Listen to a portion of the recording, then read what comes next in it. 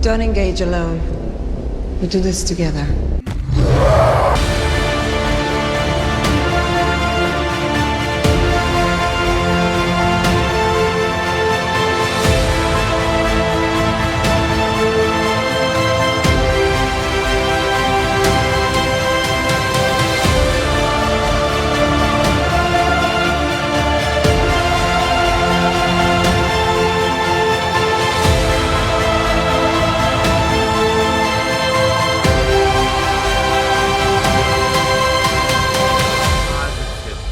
Yeah! Yeah! We got it!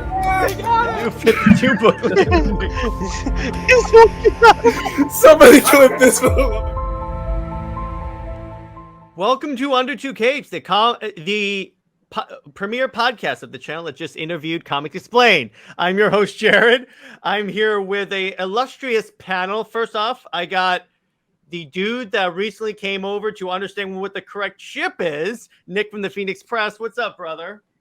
Dude, you just got Comic-Explained. I know. I got comics. That's right. That's right. I'm sorry. I couldn't help it. Nick, is that the comics version of mansplaining? Only it's better. Yeah. Because you get, instead of getting mansplained, you get Comic-Explained. Exactly. And we've got Nix. What's up, Nix? Not too much. And first time on the channel, we got Bianca from Myself in Comics. Welcome to the show. Hola, muchachos. Now, I know Bianca because I've been on Nerdette's channel more times than I care to count. And I've been the only Pro Snyder person ever on there. So I'm happy about that. Not really. We've had a couple people who enjoy the Snyder movies. Who? One of he hasn't been there in a while. He's too busy with stuff. Because of his own channel. A dead guy's. Oh, a dead guy. Yeah. It was a dead guy. Yeah. There you go. I hung out with him. He's really cool. So today's topic, we are discussing and this is only relating to comics because we realized we could apply this topic to like all media, but that would like balloon it out. So we're just gonna stick to comics. Do the big two characters? Characters. Do the big two publishers, meaning DC and Marvel, the way they represent female characters, is that hurting female representation in the superhero genre?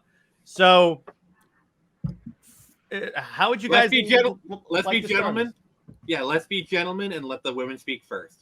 Okay, so whichever of you would like to go first may start. I propose we rock, paper, scissors for it. Rock, paper, lizard, scissors, fuck. Nice. Well, I mean, if you want to go first, I don't mind. Unless A bunch of Canadians here, and there's only one Canadian in this panel. Is it me? Well, I don't know. Neither of them has said sorry for no reason. Sorry. There you go. Wait, don't take my spotlight. Wait, are both of you Canadians? I'm Floridian. Hey, my fellow Floridian. Florida, as we like to call it. Yes, so we Florida. have a Florida man and a Florida woman. That's I know. not complete. Oh God. I am the example of Florida man. Trust me. Jared is both the alpha and the omega. Okay, so I guess I will go first. I will try my best. It's all good. I believe in you. I don't. So, I love that confidence. Thank you. For me, it honestly depends on who's writing it. As somebody who is still reading a selective amount of Marvel because DC interests me more and is currently still reading a lot of DC titles, I don't think something like in the comics are going to hurt actual female representation. Like, to be honest, there's bad comics all the time, especially with male characters, a lot more than female characters, until, somebody else who's like, I know what I'm doing, decides to write a good one, and everybody's like, they're back. You And mean, then like, they get DC's another. current obsession with Nightwing's butt. Oh yeah. No. Oh yeah. And by the way, so we have movie theater Birdstorm. What's up, brother? Sorry I'm late. I thought it was 7:45. No, it's all good. So, Bianca, as you were saying, What was I saying? you were What were saying you about saying? about about you don't think that it really depends on who's writing it.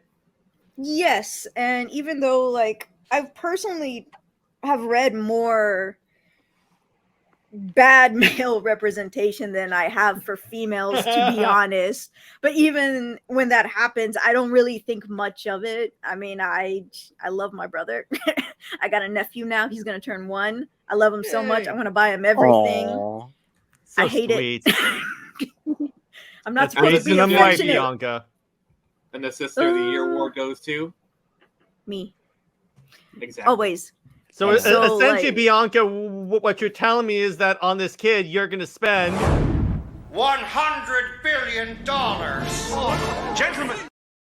On the low end, at least. Yeah, Yes, it's actually going to be true. Like I'm going to spend that much.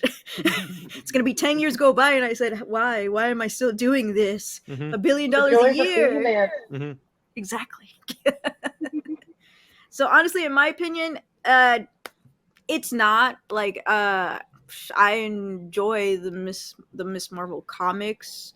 I'm getting the Moon Girl comics because of the show, and I'm like, yo, if this is how she's written in the show, I'm getting the comic, and apparently that's how she's written, and I'm like, I'm gonna enjoy it so much. I'm so happy. Wonder Woman stuff I have been blessed on for, you know, the Elseworld side comics, not the main I like her new line. 52 run. Yes. A lot of people that's- did.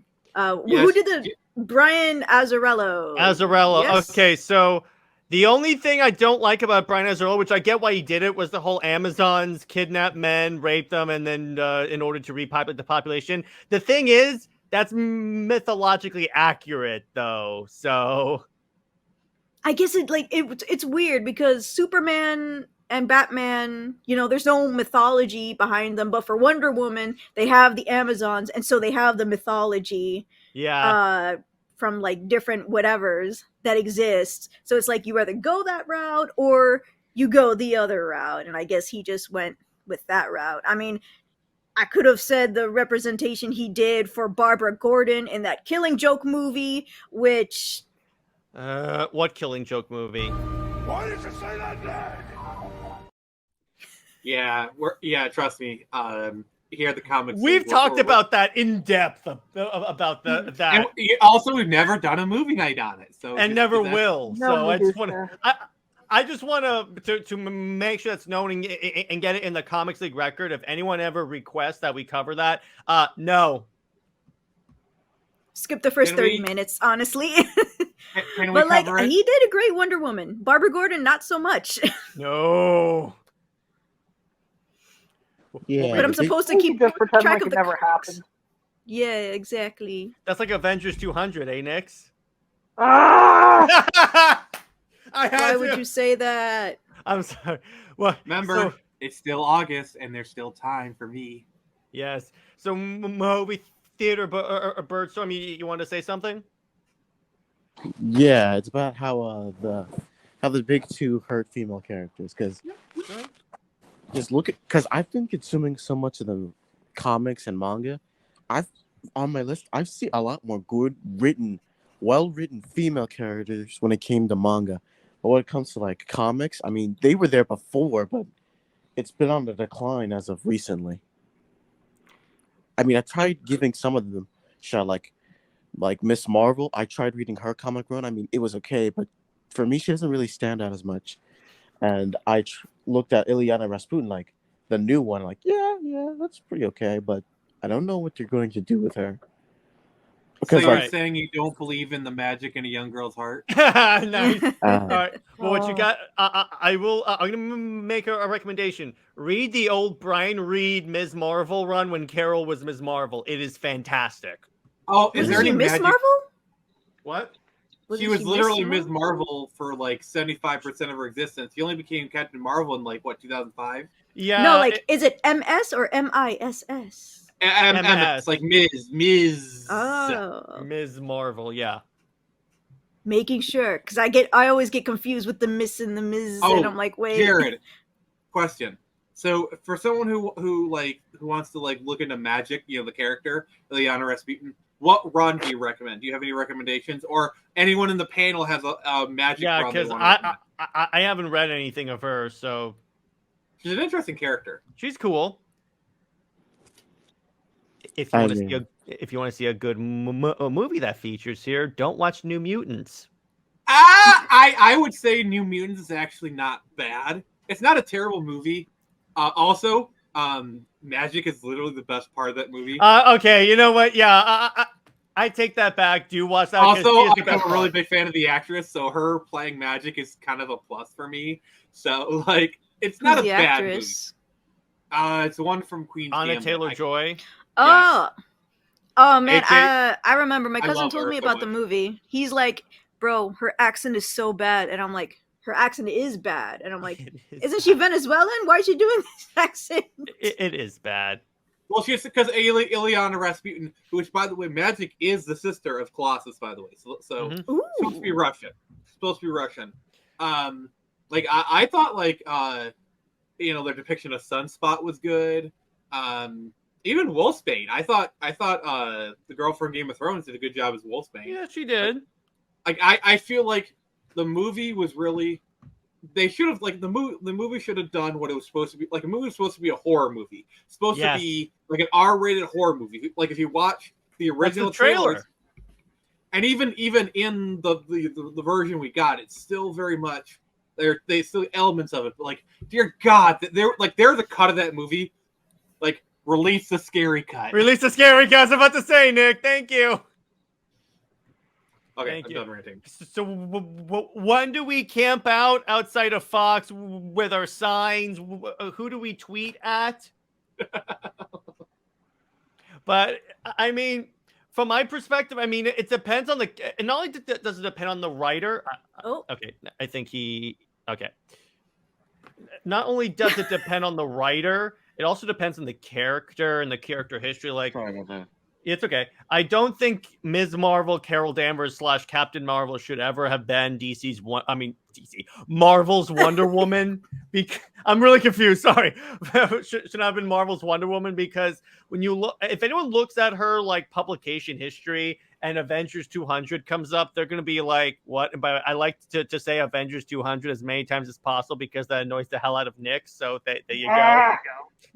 I will say that her story written by Kelly Thompson was a lot better than I thought. As long as you stay the hell away from anything Kelly Sue DeConnick, Yes. Like, remember, avoid her like the plague. Comics, don't buy her books. Literally from the lady herself. Did you hear her apology on that? She apologized. I'm listening. Yeah, she said there was somebody spamming the chat. There was people spamming the chat on that quote when she was doing an interview I saw. And she's like, yeah, I kind of regretted saying that. I shouldn't have said that because, it's supposed to be for everybody. They and blew I up was in like, her face so badly. Okay, I'll give her points for humility. Her Amazon's Historia. Oh, yeah. I actually like that one. That one is beautifully done. And I was like, yo, we getting consequences up in here. We're going to have a battle of the male and the female gods. Are gods male and female? I don't know, bro. But, like, I'm ready to see gods. They're gods. Who cares? Exactly. If you want to see, I will say, I'm currently in the middle of reading the George Perez Wonder Woman run. And if you ever want a proper run for Wonder Woman that is amazing and will make you fall in love with the character, read the George Perez run. I need to get the George Perez run. One female comic writer where I don't like her on Twitter, but I do like a lot of stuff she writes is Gail Simone. As much as I don't like how she tweets, she is a good writer, and her Birds of Prey run of the 2000s is freaking legendary. Jared, if there is one comic that will make me go Barbara Gordon and Dick Grayson, it is that one. Oh, sweet. Now I definitely have to review. Well, now I know what we're reviewing on the channel. Or maybe on a certain podcast that we're developing. Yes, exactly. But it was like issue 24, 25 of a Wonder Woman run. It was like in the early 2000s. Yeah. It was where she was just trying to stop Cersei from trying to create a Wonder Woman movie. And most of the comics, she was cringing at so many of the lines they were saying. And by that point, where she said kill all the men, she said she had enough and was getting ready to battle Cersei. That was so good. I love that one. There was also the one in that, I think it was that same run where she fights Medusa and chops the head off of Medusa. And that's why when people were complaining that Jeff Johns had Wonder Woman like openly say I'm willing to kill people, I'm like, and people were upset. I'm like, yeah, she's always been willing to murder people. That depends. That's Wonder Woman. In the original Charles, I'm not going to pronounce his last name. Marston. Like there would be, thank you. There would be panels where she's like, I don't want to use violence, but sometimes you have to use violence to stop the violence. And then somebody was like, do you have any weapons on you? She's like, I will never have any weapons on me. And I'm like, that's my girl. Yeah, until she shows up with a sword and shield. So of course, they will always show the sword and shield when she actually does need it. You know, fighting like gods and stuff. The Jared, gun killer. To paraphrase a prior Twitter interaction. So for those who say Wonder Woman does not use sword and shield, allow me to show you Wonder Woman using sword and shield. No, but it's like when they say, "Oh, she would never use weapons." Here's several incontinuity stories of her. That's my problem with DC. They tend to like say, "Oh, our characters don't do this, don't do this, don't do this," and then have their characters do those exact same things. And I'm like, okay, make up your mind. At least never. Even if I disagree with your like for one thing, even if I disagree with the whole no kill rule, which really should be changed, as Pika says, to no murder, it at least pick a side of it and say, okay, Batman's never going to even attempt to kill anyone. Okay, that'll be impossible because then there's Elseworlds that exist that will. And then there's the original run of Batman. Yeah, like the thing you got to realize about a lot of these characters is a lot of these characters are nearly 100 years old. Like if you go back and read the original Superman run, and by that I mean like Action Comics #1. Yeah. Like for one, he doesn't even fly in that one. He jumps. What a loser. He's kind of a cynical, wise guy. Like he's kind of an a-hole in a lot of ways. He really is. 52 Superman. Then there you go. That's my favorite Superman.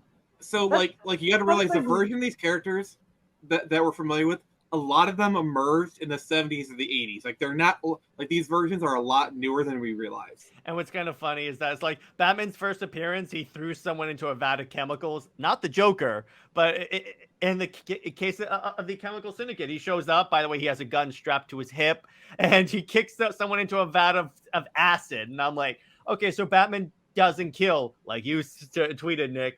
Okay, so here all the. When they say Batman has never killed, I'm like, hello? And they'll say, what are you pointing at? And they'll say, it's not canon. And I'm like, you didn't say canon. You said he has never killed. Well, it doesn't matter if it's not canon, because it's still canon, just older. Yeah, canon. It was canon at one point. It was canon. Yeah, because here's the thing. Like, it like depicting it just to like, see, like these, like a lot of these people, it's like when they can't win an argument, they just change the rules of the argument in order to favor them. Like, oh, it's not canon. And if you say, yeah, here's a thing that's literally not canon. Oh, it's not canon. Why is it not canon? Because I say it's not canon. You know, and you can literally say DC says it's canon. No, it's not canon. It's just like one bad day. Yeah, exactly. Literally, though. Everyone's like, oh, Batman doesn't kill except for this time and this time. Oh, and here he killed again. All the movies have him killing. Or wait, my favorite. Superman doesn't kill. So like Superman literally killed Zod in Superman 2. Oh yes, I pointed that out on Nerdette's stream, and even she was like, "Yeah, that's true." I was actually. I haven't seen it yet. Dang it! You guys spoiled it for me. Sorry, I'm just kidding. I already knew.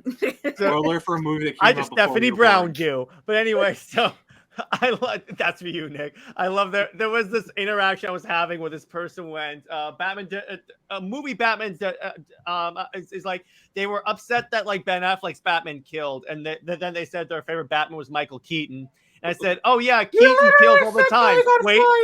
Wait. He goes, "Oh yeah, Keaton kills all the time," and they go, "Oh yeah, we're still upset with that." And I'm like, "Since when have you guys ever been upset? If I bring up one inconsistency about Keaton, you freak out."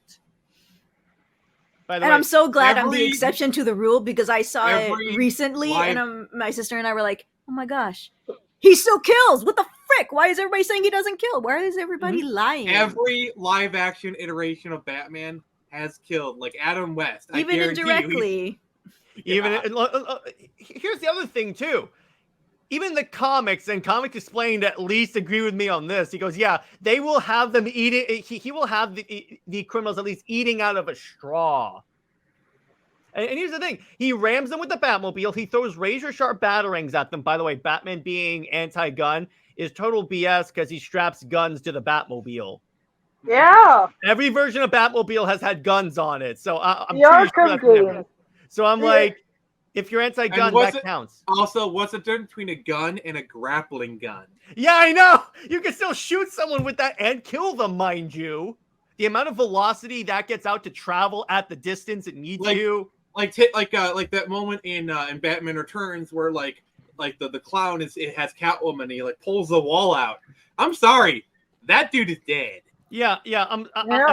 By the way, it was kind of funny. I actually had a debate with Nerdette Bianca where she actually told me that Keaton didn't kill. So as soon as I got off the stream with her, I sent her like 5 clips of Keaton killing people, like putting a bomb in someone's pants and smiling and walking away. And even she was like, yeah, I can't refute that. Some days you just can't get rid of. She does need reminders, you know. So like, pop, give her a video, give her a GIF, you know. I do that all the time, and I'm like, remember this? What you will about Nerdette. At least she can admit, like, when evidence is in front of her, she can admit, you know, when she's... Oh, of course.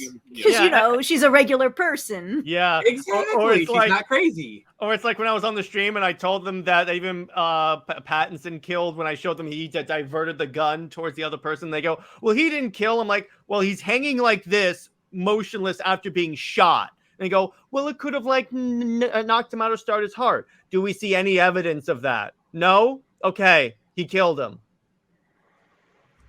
Beyond the fact he shocked him with shock gloves. So I'm like, you know what? He's dead.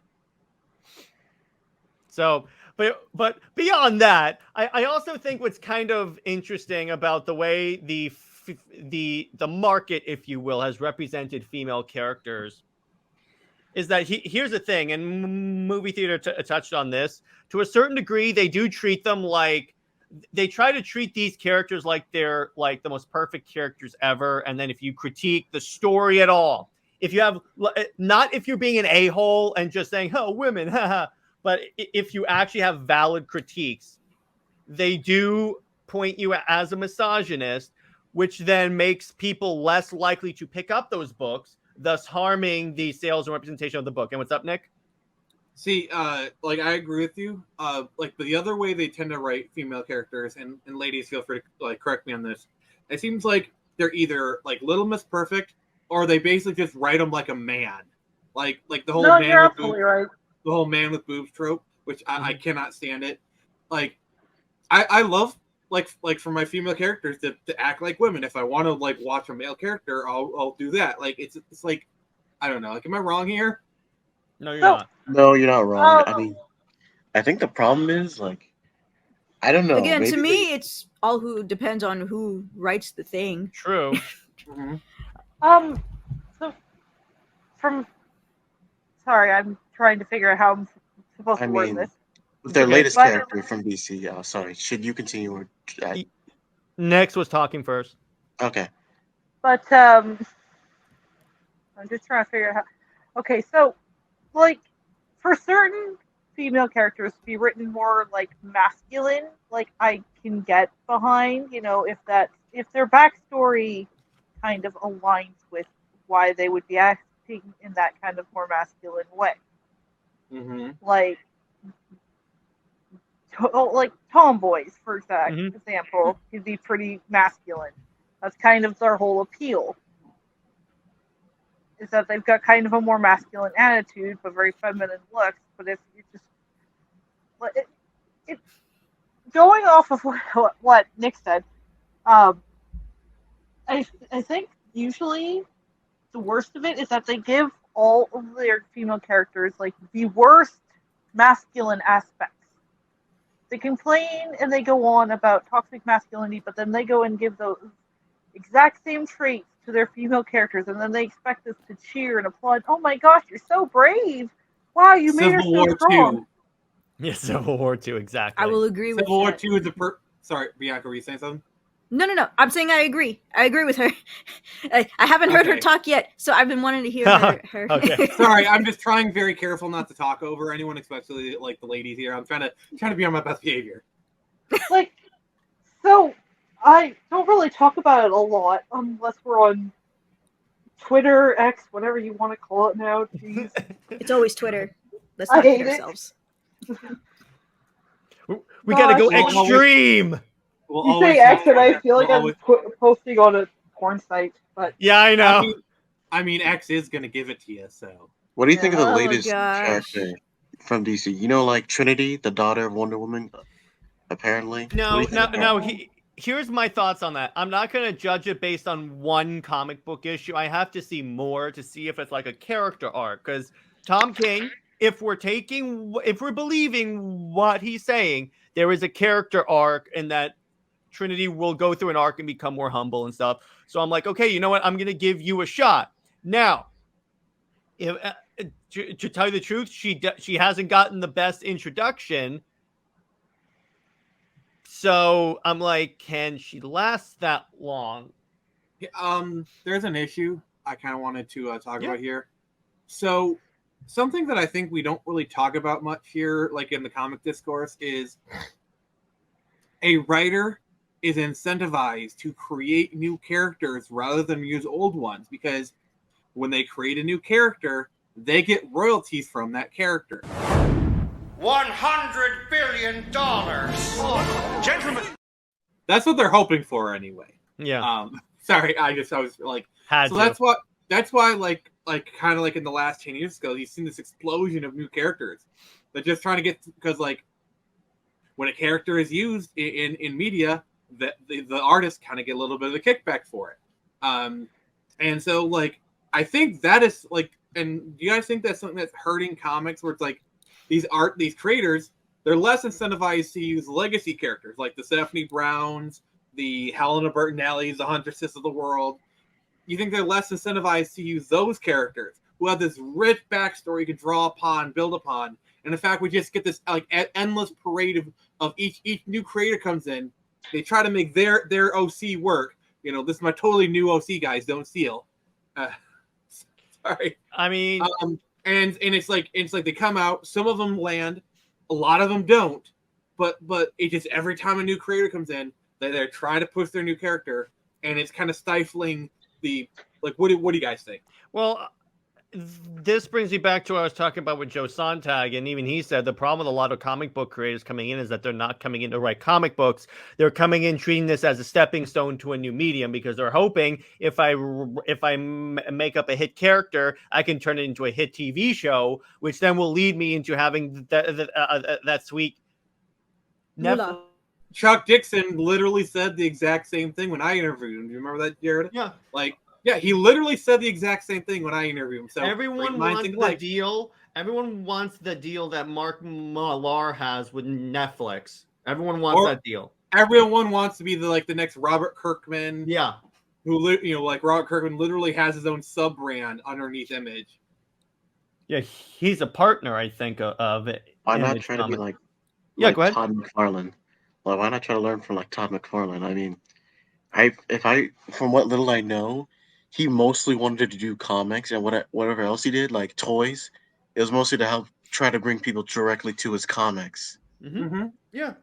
And the funny part about that story is that when he got into toys because Mattel approached him about doing Spawn action figures, and he looked at the action. If you guys have seen action figures pre-McFarlane toys, they were horrible looking. Yeah, like as a person who grew up in that era and played with a lot of those toys, like go and look at like the early TMNT toys. Like they're okay, but like those are like the good ones. Or like look at some of the like the Kenner Star Wars figures. Mm-hmm. Like, not even like, I mean, this not even just the ones from the 70s. Look at the ones from the early 90s. There isn't much of a improvement in like over 15 years of toys. Like the ones from 77, the ones from like 93. There's not that much difference. I mean, then you have this where he's like, no, let's actually make it look like the character's supposed to represent. Yeah, McFarlane really did up the standard quality. Like, if you look at toys from the early 90s, like just standard kid toys. We're not talking about the premium market. Just look at kids toys from the early 90s and look at it like in the late 90s. Like, for example, compare Batman 89 toys to Batman and Robin toys. You know what I'm saying? Mm-hmm. Like nearly a 10-year difference. There's such a big leap in quality in those toys.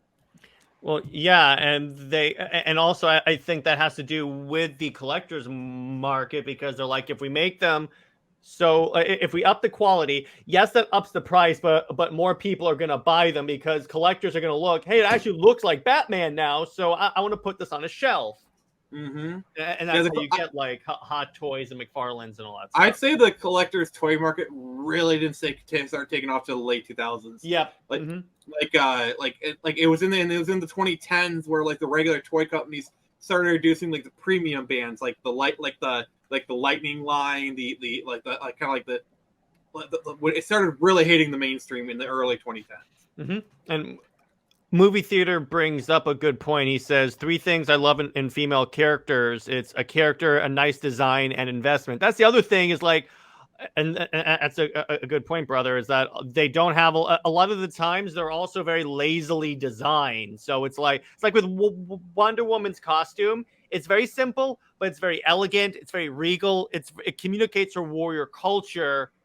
I think it depends on which costume. I hate the newer true. costume. I hate the skirt. I hate it so much. Oh, the combat skirt? You don't like the combat skirt? No. You prefer the bathing suit thing she had pre-Flashpoint? Not that. I preferred her skirt back in the day. I even liked her shorts back in the day. I'm one of those. And yeah, I also liked the more like bikini look too. The battle skirt that she has currently, it's just a preference.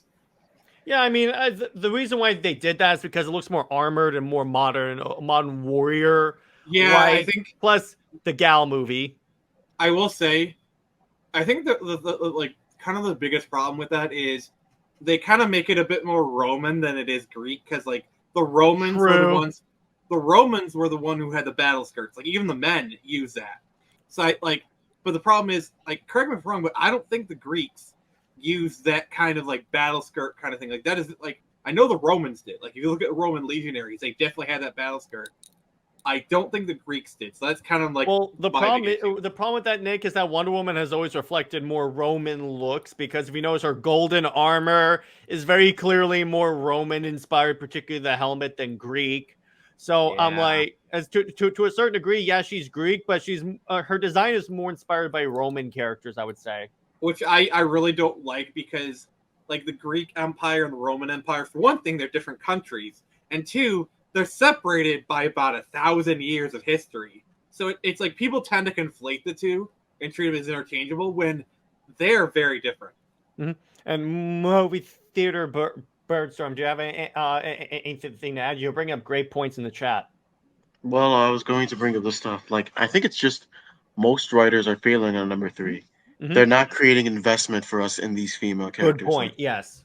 Like we could all have investment in like male characters and other characters, because they're just building them up over time, or even like trying to get us intrigued more and more. Mm-hmm. But with female characters, they're suffering from this a lot. Like look at Miles. It took 10 years to get him to a point where he is now, where people have accepted him.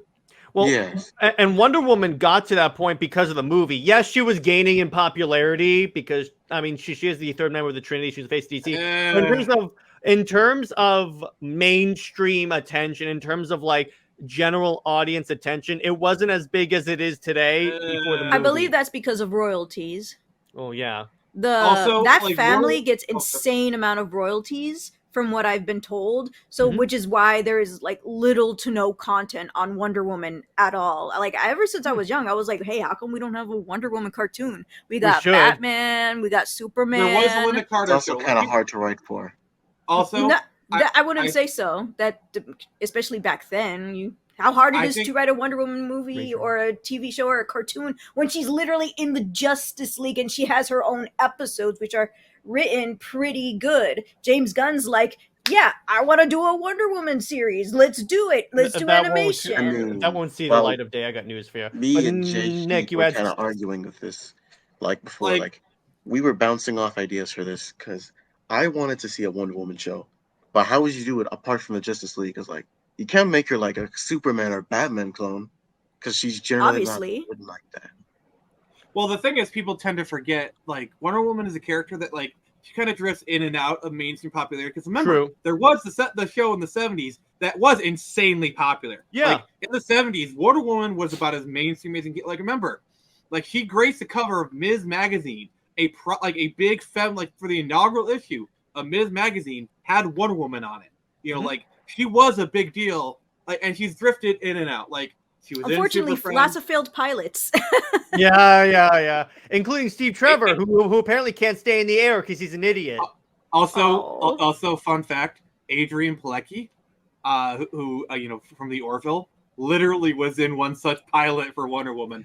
Yeah, was it the one where she was wearing pants? Yes. By the way, they were gonna have her wear pants. They were gonna have her wear pants in the new 52, but what happened is that people freaked out, so that's why in the new 52 she doesn't have pants. That's I actually kind of like the pants. I'm such a weirdo. I highly recommend you go and check out that pilot. It is freaking wild. There's literally a scene where like she walks into a hospital. She's trying to get past the guard. Oh, never mind.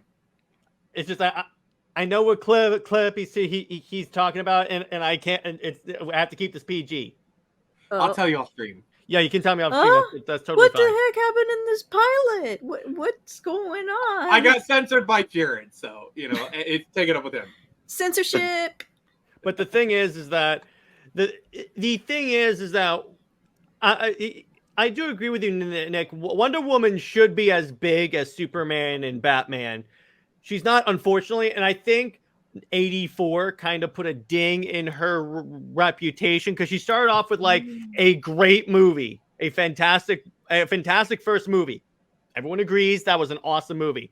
Then Wonder Woman 2 comes out, and everyone has like a really short attention span when it comes to good movies. That they're not like, well, she had one good movie. They'll remember her as, oh yeah, 1984 sucked. Like I will say, I don't think 84 was big of a hit as a hit to her character as some people like claim it to be. Like it was a ding. Like I still see people talk about Wonder Woman to this day. Like you don't realize the power of Gal Gadot. Like Gal Gadot just is basically like Christopher Reeve to Superman now. Like she is iconic. Just seeing Gal Gadot, you think about Wonder Woman, and Wonder Woman is still in the mainstream conversation. True. Would you want to add movie theater? I was just typing like Kamala Khan is also slowly becoming in popularity because during the whole all new, totally different Marvel, the three characters that were showing prominence were Nova, Miles Morales, and Kamala Khan. Like currently to this day, like they're the three characters that are becoming like a little more popular than they used to be. Like since Kamala Khan's getting her own like movies and she got her own TV show. Like before, TV show wasn't bad. I'm gonna say it right now. The TV show was not bad. No, I thoroughly enjoyed it. The problem with sorry, go ahead. Like before, I mean, I haven't read all totally different Marvel. Like before I heard like she wasn't that popular, but now she's slowly rising in popularity. Like with this, I believe they should, in our comics, right, give her like good stories, good and better quality stories that would set her apart from all our competition. Like they could really do well with Miss Marvel. Because the idea is that they want to turn her into like the way Spider-Man was in the early days of Marvel, where she's like the more ride-along character. She's our window into the Marvel universe. Which she could be It's just the movie has to be good, which I doubt it's gonna be, honestly. Like I'm more hyped for the comic she's gonna write. Mm-hmm. Oh yeah, because here's the thing about the actress they picked for Kamala Khan was perfect. She knows her stuff too.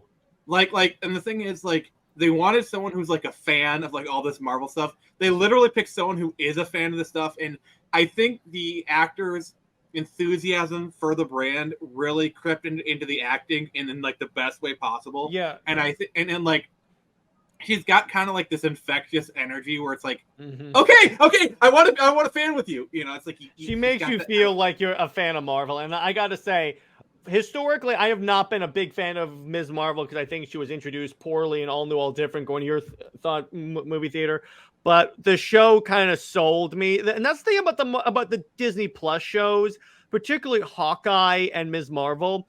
Because here's the thing, Kate Bishop in the comics at the time was like not a liked character. Then, ironically enough, Haley Steinfeld plays the character, and all of a sudden she's likable. It's almost like it's almost like if you have Haley Steinfeld play anyone, they become likable. Well, I guess I just casted Haley Steinfeld as Reacher. Hey, actually, I could see that, Nick. I could definitely see that. Oh, wait, you're talking about the Hawkeye show, yeah? Yeah, the Hawkeye show. People are telling me she's a Mary Sue who doesn't ever get beat up and never gets hurt. She gets beat up in that show. And she does everything perfectly. In the books. In the book, she is. No, they're saying in the TV show, specifically. No. Nick, is she a Mary Sue in the show? No, like she makes a lot of mistakes. Like it's very like literally she's trying to sneak in. She falls through the skylight as hot. Like it's like there's and the whole show. So I don't think they watch the show or watch the same show. I gotta be honest. A lot of these channels throw around the words woke and SJW and stuff to stuff that it doesn't apply to. Yeah, like I'm getting really tired of a lot of these like outrage merchants, the people who just like talk about stuff to complain, and I'm like, dude, if you hate it so much, why are you watching it? Like, come on. Yeah, but that's just my point. And Movie Theater brings up a good point. He says, I believe these characters from Marvel and DC can do great. They are Kamala Khan, female Lanterns, Wonder Woman family, female mutants, and a potential new characters of a new origin. Yes. Yeah, and that's the point. That's the fantastic... I'm glad you brought that up, Movie Theater. Thank you, because everyone knows my favorite Lanterns are John, Hal, and Jessica, because here's what they do with Jessica. And I always say this is the most fantastic example of creating a diverse character, but doing it well. When they brought in Jessica, she was a character that was like agoraphobic and wouldn't leave her house because her story is that she was camping with some friends. She saw like some mobsters burying a body, and then her friends were killed by the mobsters, but she got away. And in fact, the Justice League versus Fatal 5 movie actually represented that origin pretty well. But so she gets chosen to be a Green Lantern. And in her comics throughout the run, in fact, even throughout her existence today, it's all about her dealing with the fact that she actually says, I'm supposed to be this being that can push past great fear, but I'm too afraid to leave my house. And she constantly has this imposter syndrome. And I'm reading this and I'm like, see, here's how she's not a Mary Sue. She admits her weaknesses, but continues to push past them. You see the struggle. And I really, like, building off of what Jared said, I really feel like Jessica Cruz, it should be used as a blueprint for how to create, honestly, any character. Like, I mean, female, male, is you use the template of, like, you know, like, let's say the Green Lantern stuff, and you create a cool character with an interesting backstory that people can relate to. Because when Jessica Cruz, like, many people don't have agoraphobia, but they can imagine it. Like, they can imagine having, like, that kind of fear. And, like, the struggle she has, like, it's relatable. And people can empathize with the character. And, like, and it's like, oh, my God, you create a popular character now. It's like... Well, not only that... Sorry. Not only that, because the whole point of a Green Lantern ring, when it comes to it, says you have the ability to overcome great fear. And the thing with the Green Lanterns, yeah, not everyone's agoraphobic, but they all have had a situation where they've been afraid and have to push past that fear. Mm-hmm. And ironically created by EVS, so I guess he's not a racist. That's the one time I will make a statement on that, but that co-created. That's what I will say there. But I was gonna say something, but like I was like, should I? The point is, there are fantastic examples, and this gets back to what Bianca says, when it depends on the writers, because the writer was Jeff Johns, who knows what he's doing when it comes to writing comics, and he was like, okay, so I'm introducing this female character that Ethan and I came up with. Let's figure out a way, let's have her go through the struggles that a Green Lantern would have, but jack that up to a 10, because the very fact that when you see her in the beginning, she's too afraid to leave her house, and then she's like flying through space fighting aliens. When you look at her entire arc, it is so freaking compelling and cool. That's why I freaking love the character. So I want to for a second talk about another Jeff Johns character, Stargirl. Oh yeah, there you go. I love Stargirl. I only know of her from the TV show, and she is adorable as all. I read some comics, and the TV show is an accurate portrayal of the character. Well, it's got to be because Jeff Johns. Because it's Jeff Johns writing it. He's like, that's also, my sister. So yeah, that's the thing. Like, it isn't like it's based off of his sister, so it's like that's the one time Jeff Johns has written anything in the movie or TV space of value. Well, the comics too. He can't write Wonder Woman at all. He can't write a Wonder Woman. Kind of can though. Everyone always brings up that one panel of her going, "When I deal with characters, I deal with them." I'm like, no. I've actually, with Robert on his show, we've done a few Jeff Johns Wonder Woman comics, and I said he cannot write Wonder Woman, and he's like, "Yeah, he cannot write Wonder Woman," and I said, "Oh gosh." Yeah, there are some times beyond that where I'm like, I get what you're going for. Doesn't work for this character. Better execution. Yeah. Please. Yes, exactly. Better execution. But my point is that when you have a skilled writer that at least knows for the most part what they're doing, look at the difference in how people adopt the character. I mean, not only that, but like also when you have a skilled editor who knows how to call out a writer, be like, all right, you're doing this. You need to do this. Like that's kind of something else that's not really in this conversation. Is a good editor can elevate writing to such a tremendous level. Like a good editor is very important to this process. Mm-hmm. By movie theater, remind me who's the Pink Lantern? Fatality. Oh, there was Fatality. Remember? What was her origin again? She was on the planet Jon Stewart blew up. Oh, when he became a Green Lantern, and when she found out who he was, she went on a manhunt to find him and destroy him. Like, no way, Kyle Rayner, and she went and fought against Kyle Rayner and Jon Stewart and almost won, I believe.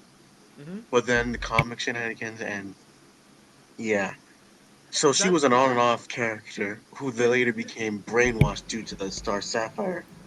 And the last... Mm-hmm. Wait, what? No, it's like... Go ahead.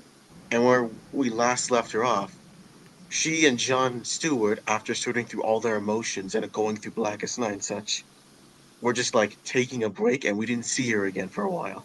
Mm-hmm. I think we're still waiting for her to come back because she found the guy who ruined her life, destroyed all her friends and family because of his arrogance, had to fight him multiple times, got brainwashed and thought she loved him, but then turns out she somewhat loves him, then leaves the Star Sapphire Corps, I believe, for a while, and now she's deciding on what she wants to do with her life. That's cool. I like that. After all that craziness. Speaking of Star Sapphires, how about Carol Ferris as well? Who? Yeah, she's also the Lantern for Earth. All you need is love. She's she's Hal Jordan's girlfriend / she's the Hal Jordan of the Sinestro. Sinestro. That would be cool. the Star Sapphire. They both start with S. She was played by Blake Lively in the movie.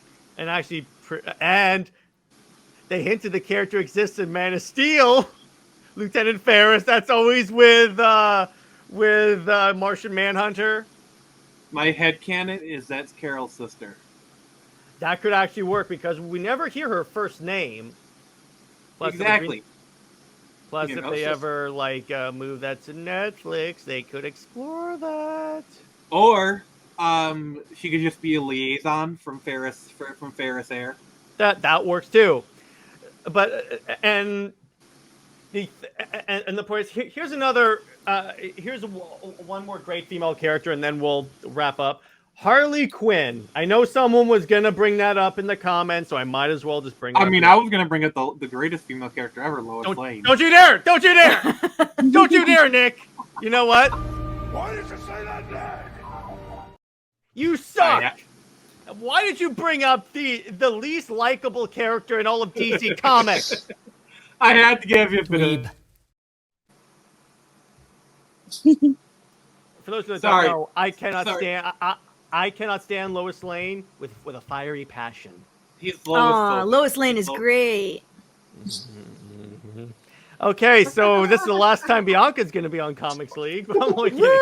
I'm only kidding. But the thing is that so Harley Quinn has become this symbol of like female empowerment. She was that since the Suicide Squad movie is when she really took off in that role.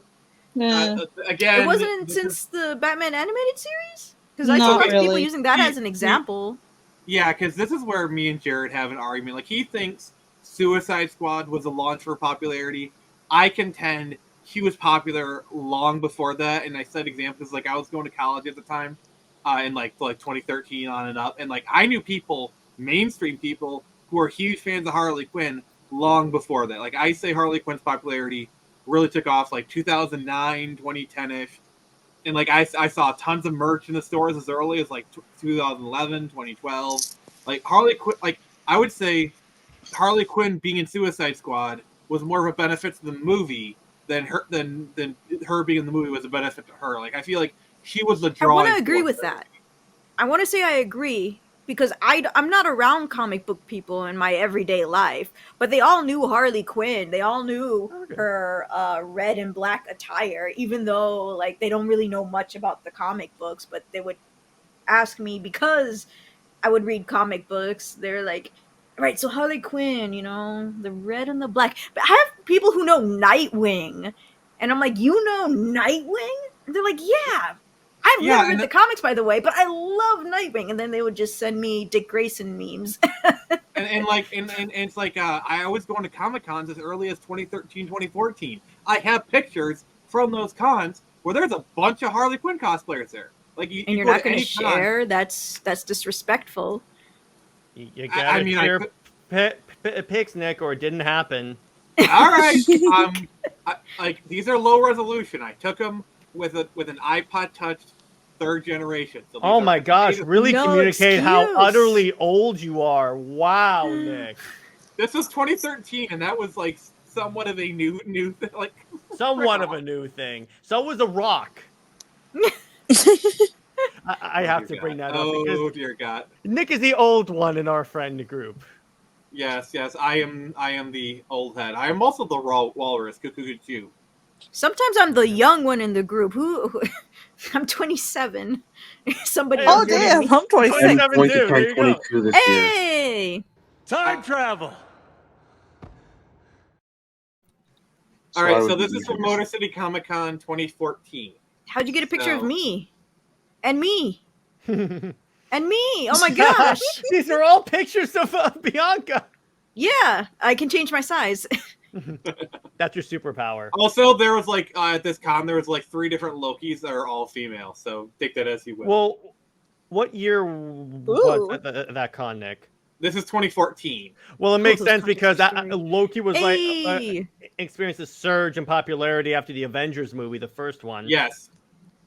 Can I just say, as like a huge Harley Quinn fan, I've cosplayed her like now twice. Really? I really don't like how she's taken off.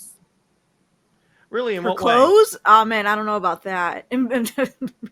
Also, I'm still sharing. I don't have time to go through the entire thing. I thought you can talk. You guys can talk. It's a distraction, Nick. Nick, I thought you were showing a Harley Quinn picture.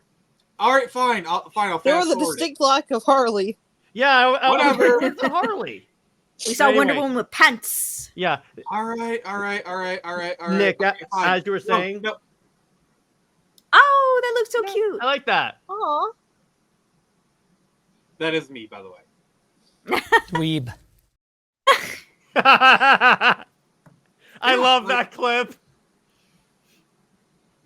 Who are you Yeah. dressed as? I was Shotaro from Kamen Rider Double. What do you guys Oh, think nice. for female female characters for this upcoming 2020s decade? Do you think anything will change for them? Well, I think that there is a potential for them to take off, for them to be better. Because here's the thing, going off of Tom King's Wonder Woman, he certainly can't do worse than Kloonrad has been doing. So I have a feeling that he has the potential to really help the character. By the way, this is from 2013. Mm-hmm. Yeah. So literally 10 years ago. Like, I'm telling you, Jared. No, Nick, I agree with you. Moving on. Nick, what were you saying earlier? Was saying, like, I'm a fairly big fan of Harley Quinn. I've cosplayed her now twice, and I'm not really... I like the idea of her getting away from the Joker and trying to become her own person.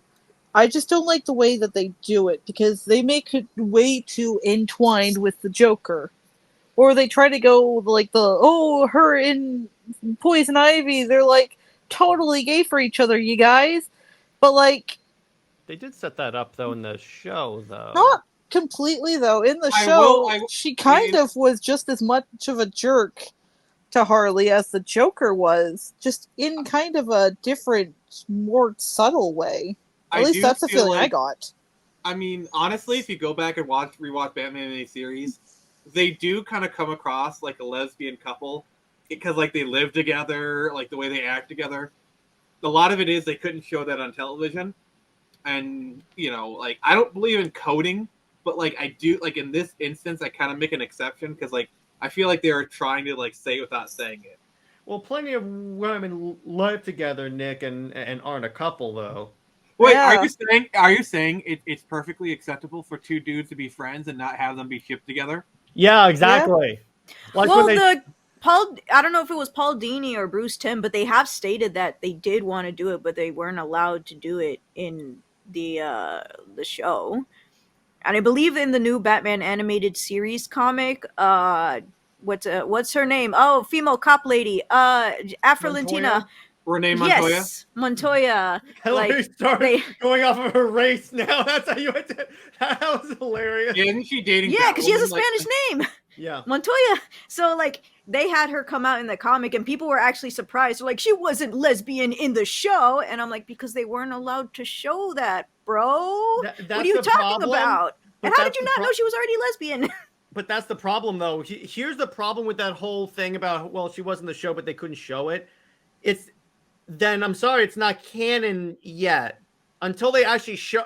I'm a big fan, because here's the thing. I ran into this issue with Greg Rucka when he went, I always considered her Wonder Woman to be bi. And I'm like, well, Wonder Woman's the one character where that kind of makes sense. But the point is that I can't stand it when writers say, oh yeah, I wanted to do this. Why isn't it in the book then? If it's not in the show, denied. No, if it's not in the show. Simone wanted Barbara Gordon to be bisexual and in a lesbian relationship with Black Canary, who she also wanted to make bisexual. So I guess a bisexual relationship. Problem with that. I mean, honestly, I could see Black Canary as bisexual. Apparently she is canonly bisexual. Like, if you look her up, she is canonly bisexual. But According to who? That's what I want to know. You just asked Robert about this stuff. I'm like, Robert, when was she bisexual? I didn't know this until today. And according to what canon? Because if you're saying in the Simone run, well, that was wiped out in Flashpoint. Oof. That's my problem when the writers start saying, well, she's this way. Why isn't it in the book?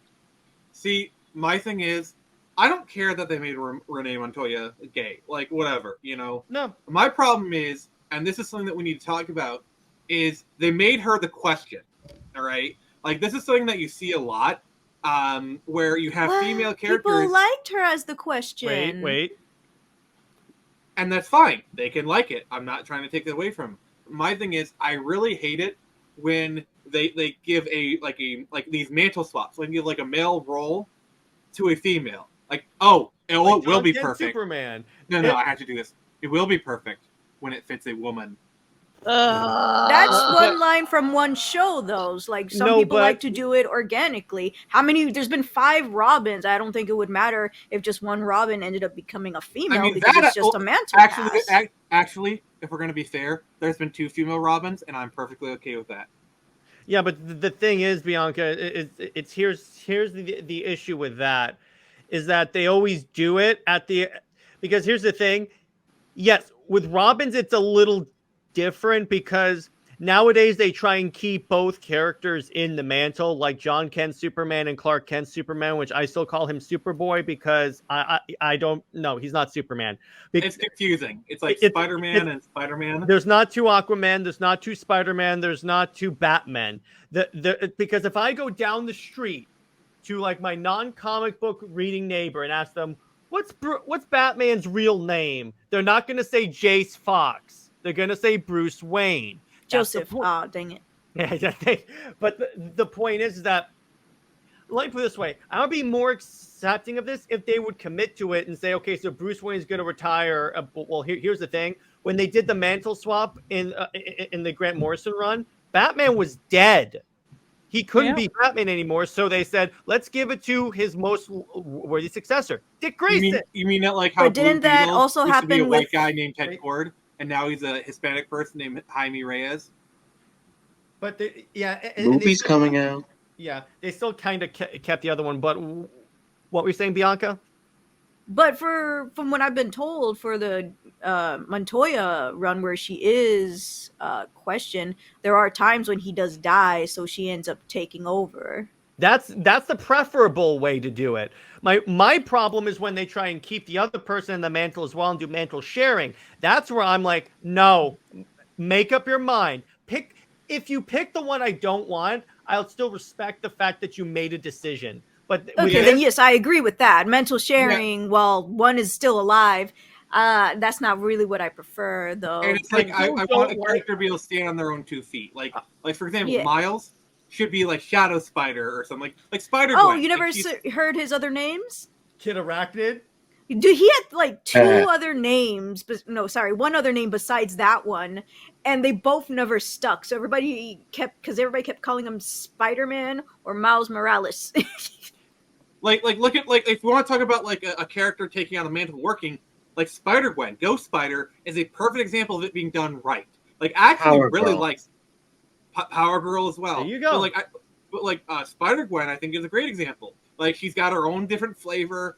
She's got her own Earth that she's on, and like the whole punk rock aesthetic. Like her costume is like it's Spider inspired, but like, it comes from a different mindset. Like I actually really like Spider-Gwen. I don't even mind pairing her with Miles because it's a different Gwen. Honestly. She's a lot younger. She's the same age. Like, and by the way, most of my experience is a movie, so like, you know. Why did they change her name?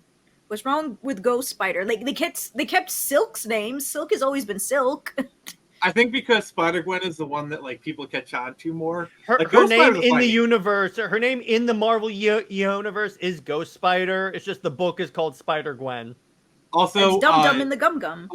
Also, just to complicate things further, within the Across the Spider-Verse universe, in the universe she's called Spider-Woman.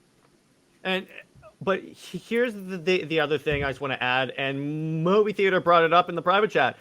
I'm actually against mental swaps in plural at all, because here's the thing. This would have been one thing if they had like swapped the mantles over and over again, like consistently. Like Robin. Yes, throughout the entire publication history of these characters. But for like 70 years, short of a few brief stints, Clark has been Superman. You can't do it now. That's not the way it works, because now no matter what John does, everyone's always going to see Clark as Superman. Same thing with Jace. Same thing with whoever the hell the other Aquaman's name is. It's the same thing with all the other marquee characters. It doesn't matter how many times like Steve Rogers steps down and they try and shove someone else into the role. Like Steve Rogers always picks up the shield again. Doesn't matter how many times Batman dies, but Bruce Wayne will always come back. It's like they keep trying to do these mantle swaps, and people just like it's like it can't stick. And I got news for you. it's swapping out a mantle of a character just so you can have diversity is itself extremely racist, because what you're saying is that these characters aren't good enough to stand on their own 2 feet. Yeah, but it's supposed to be about like let's try and kind of rein it in a little bit, because we're supposed to talk about like the females in the comics. We're kind of turned into something else. Okay, So. but in terms of the female, now the other thing that they need to do, let me put it this way, and I'm going to go around the panel starting with the ladies. What are some ways that you think going forward, the writers should do to represent female characters better? And I'll start with Nyx. Go ahead. I think, honestly, I've seen a lot of really good female characters having been based on like actual real people that the creator knew. Like to take it into anime. That's okay. But anyway, so you mean not Ms. Marvel? Sorry.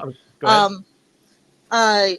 I just got distracted by my nieces, but I was saying to take this into like an anime example or manga example, JoJo's Bizarre Adventure, Hirohiko Araki actually based one of the more prominent female characters from Part 2, the instructor and mother to the JoJo of that part, Lisa, on a girl he knew in his childhood.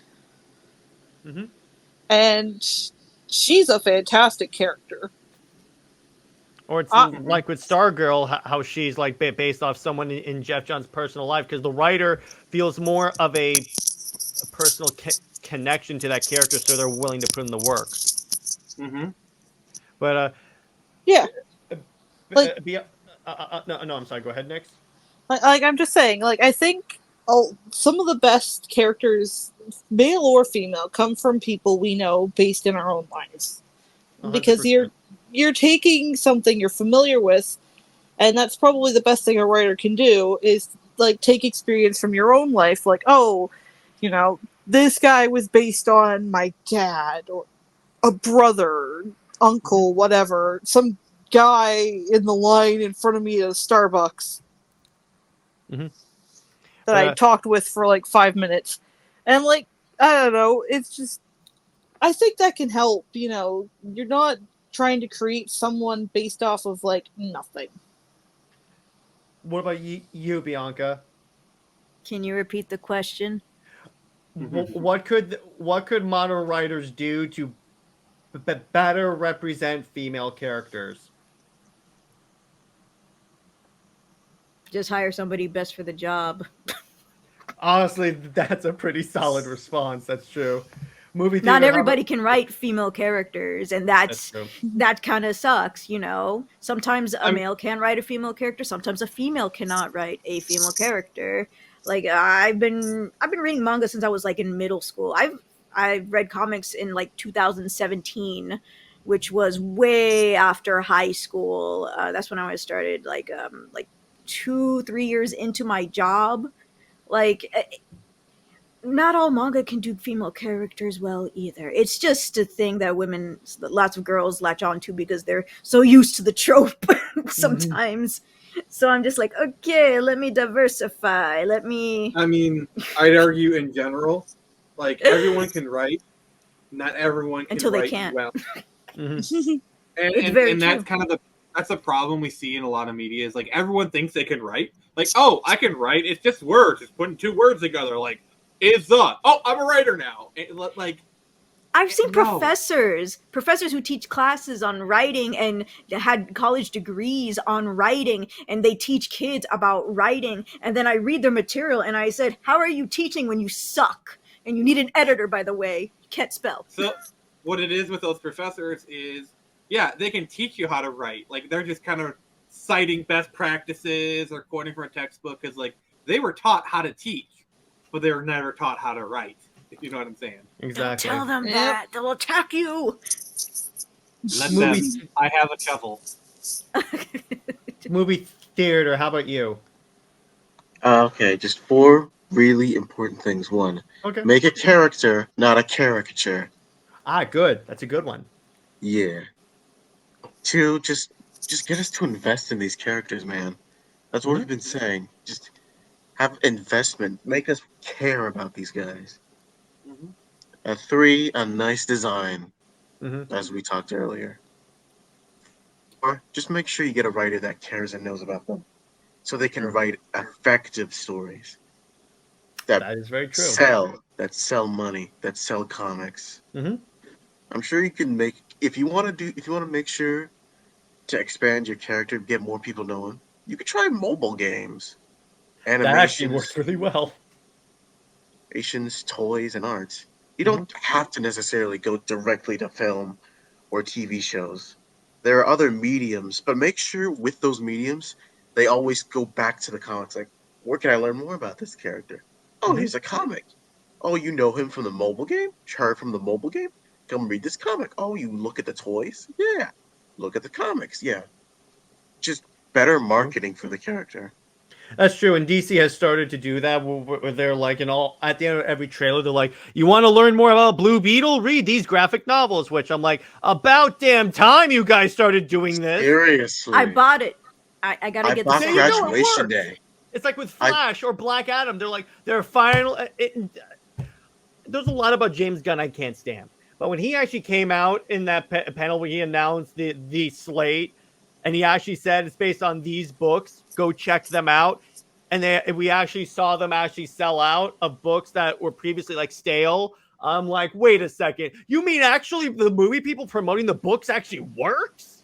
Also, the writers of those books are probably very happy with James Gunn because the big fat royalty checks they got the next month.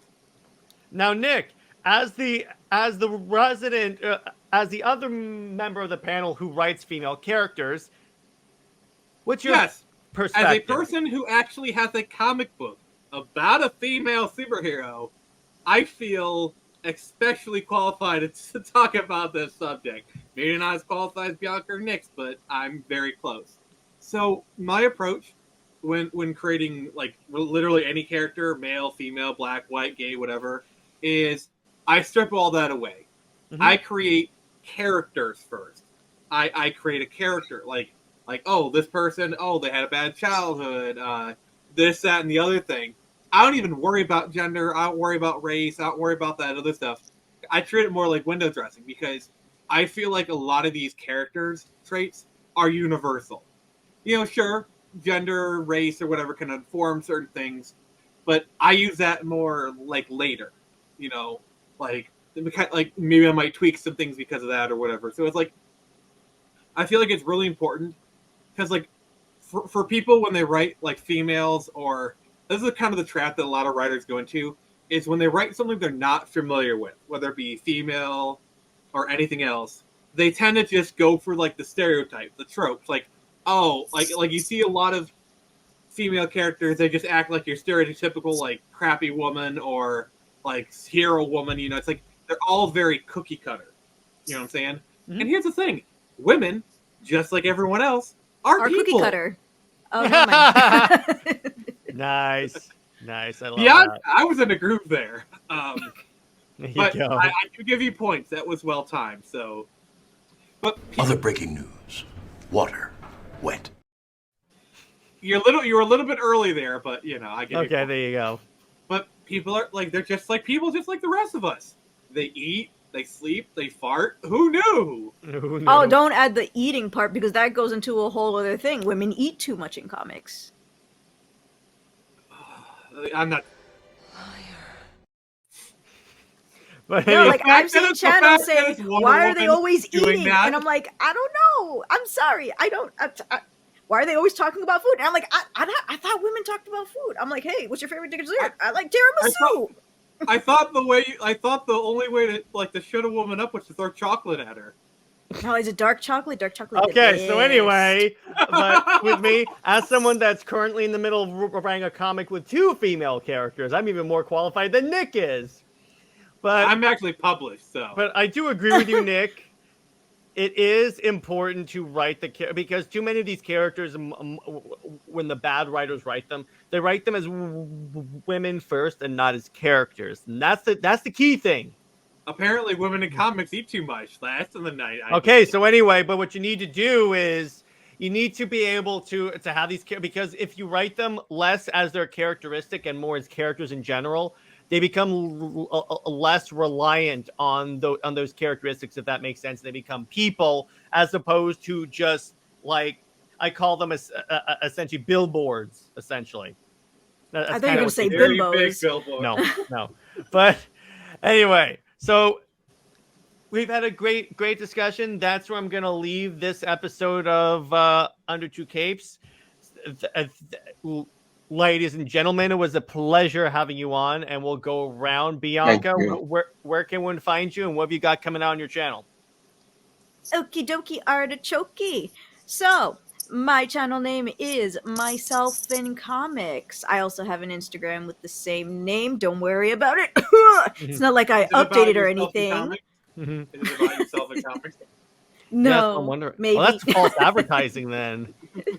I have a Twitter that will never promote. This week, I have been trying to get a good schedule so I can try to play some indie games that I bought because there was a visual novel sale and then some other stuff. You know, I got some stuff for $1 and some free games, so I'm kind of happy about that. But, you know, I looked at my schedule and said, I have no time, so I will have nothing again this week. But next week, I will be having a double interview, most likely on a Wednesday, with 2 indie manga creators. Hey. So that'll be fun. Fantastic. If that's it, Phoenix Press, where can one find you and what have you got coming out? I was going to say Nick, but I realized I'd be confused with Nick's. So Yes, that is an eternal problem. So, all right. So, tomorrow you can find me on my YouTube channel on the Phoenix Press. I'll be interviewing Global Comics with with this person right here is going to be assisting me. And then later on CLD, I'll be back on this channel, ready and willing to harass Jared. I now have been brainwashed into the correct ship, so we're all good there. And then on Friday, I'll be continuing my quest in New York City in Spider-Man Remastered. Bianca, I've got to get you onto some of my streams one of these days because you're a hoot and a holler, and I love you. Woo! And Nick, here's my reaction to what everything you just said. I don't know how to put this, but I'm kind of a big deal. God dang right you are. Ron Burgundy. So, Nick, where can one find you and what have you got coming out if you do make content or how the hell you do things? Well, you can find me on Twitter at BunnyGirlNix, and please don't follow me on there because if I get to 1,000, I'll have to read and review Avengers 200. Follow her! Follow her! Follow her! Follow her! She will read it on this channel. Yes, I will take the plunge. I will platform her. Oh dear God! Imagine the super chats. The threatening. I'll do the voices too if I have to. Yes. That's just to make it more fun for me. Yes. And remember, Nick, do you want to give out your thing? All right. So I'm at 375 subs currently. If I can get to 400 subs by the end of this month, so you got like a week and a half to do so, I will read Sins Past on my YouTube. I will do a live stream, and I will do the voices, and I will do the face. Bianca, I might have to have you on there for extra sass. And for those that don't know, does anyone know what Sins Past is? I have, yes, kind of, yes. Yeah, so he's gonna do that. Cool.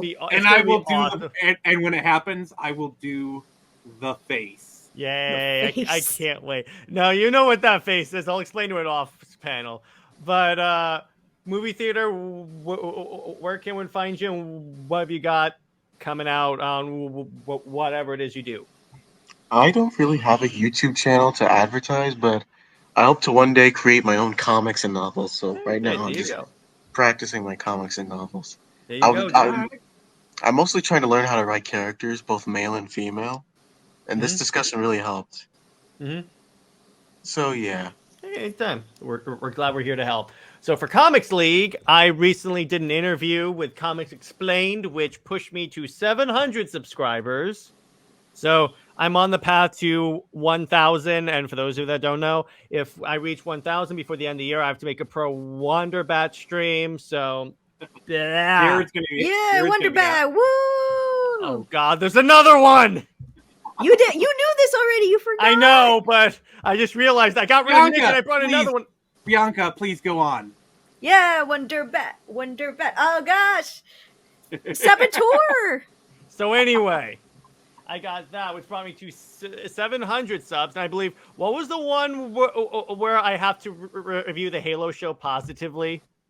On was purpose? It 1.5? Was it 1.5? 1.5. Yes, on purpose. Because for those who don't know, as much of a DC fan as I am a huge Halo fan. He has to review Master Cheeks. I have to talk about why that was essential to the Chief's character. Jared, just make sure not to embarrass yourself. The psychos just keep getting younger. There you go. So in terms of other content, I may have to cancel movie night tomorrow due to work stuff. I'll keep you guys appraised in the community tabs, and everything else is TBD. Anyway, stay heroic and remember, Wonder Bat stuff.